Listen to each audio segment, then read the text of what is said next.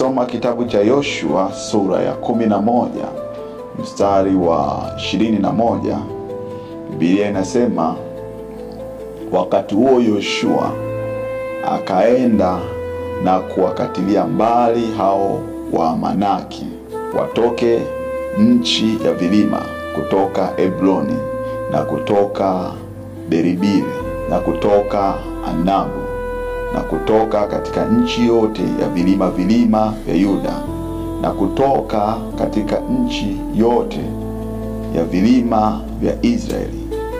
Yoshua akawaangamiza kabisa na miji yao.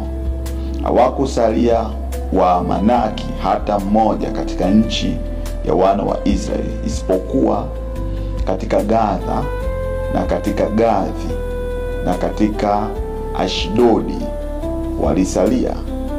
Mtu wa Mungu, siku ya leo natamani kuzungumza na wewe kwa habari ya miji hii mitatu ambayo ilikuwa ni masalia ambayo Yoshua aliacha. Miji hii mitatu ambayo ilikuja kuwa changamoto kwa taifa la Israeli.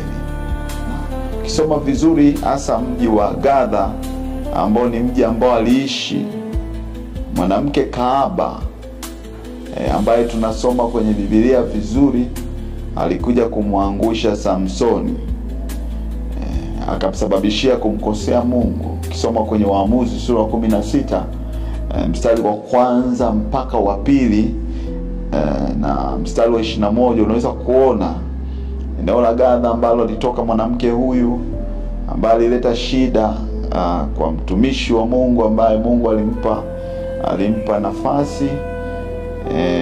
alimpa nafasi kama mwamuzi wa kuliamua taifa lake.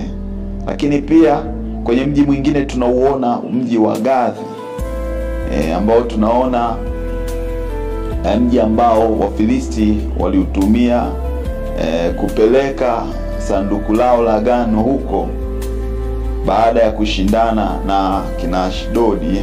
Kachukua sanduku la agano, lilikimbizwa huko. Kusoma Samueli wa kwanza sura ya 5 mstari wa 8.